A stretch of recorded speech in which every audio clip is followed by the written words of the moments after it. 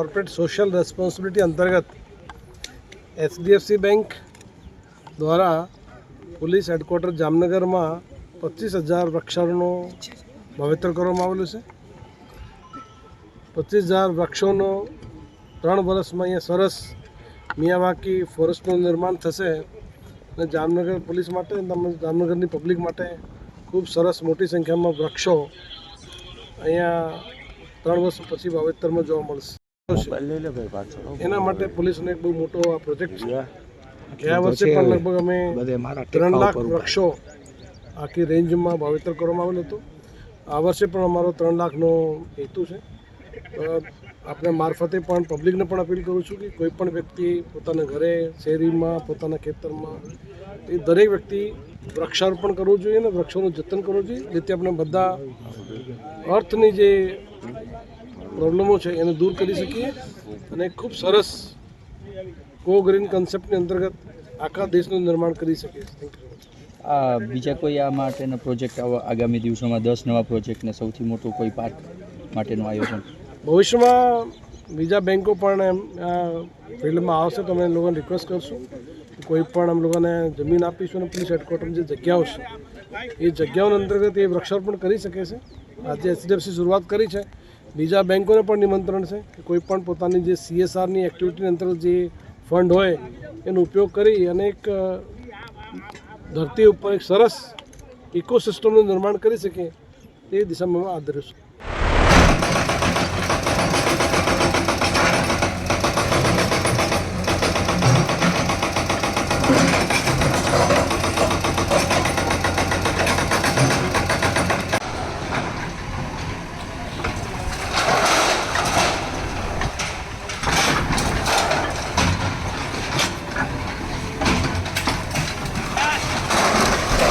ये बालापर का एरिया है जहाँ पर तकरीबन 20 दिन पहले हमने एक डिमोलिशन की कार्रवाई की थी.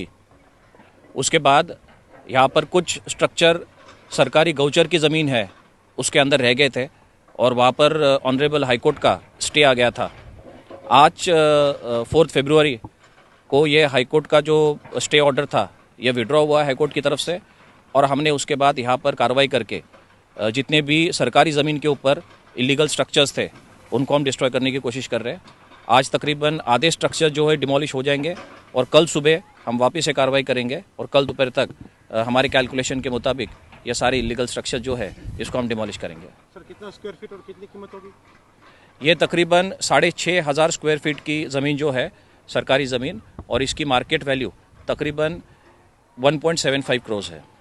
तो सर ये आज जो स्टे था वो कितनी जगह पे?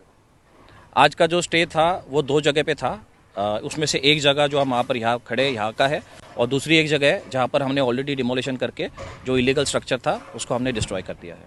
આજ રોજ બેટ દ્વારકામાં બાલાપર ગામમાં એક કબ્રિસ્તાનમાં જેટલા પણ ગેરકાયદેસર દબાણો છે એને દૂર કરવાની કામગીરી આજ હાથ ધરવામાં આવેલ છે. એમાં પોલીસની ટોટલ પોલીસ SRP અને GRD SRD મળીને ટોટલ જે છે 800 જેવો બંદોબસ્ત સાથે આજે ડિમોલિશનની કામગીરી હાથ ધરવામાં આવેલ છે. સર ખાસ કરીને જે આ જગ્યા હતી વિવાદમાં હતી તો એનું શું હતું? એ જે જગ્યા હતી અહીંયા દબાણો હતા એના ઉપર હાઈકોર્ટમાં અરજી પણ થઈ. આજે હાઈકોર્ટે સ્ટે કાઢી આપ્યો છે અને એના આધારે આજ જે છે ડિમોલિશનની કામગીરી હાથ ધરવામાં આવેલ છે. કેટલી અંદાજિત બી જગ્યા હશે એ માહિતી તો અત્યારે નથી.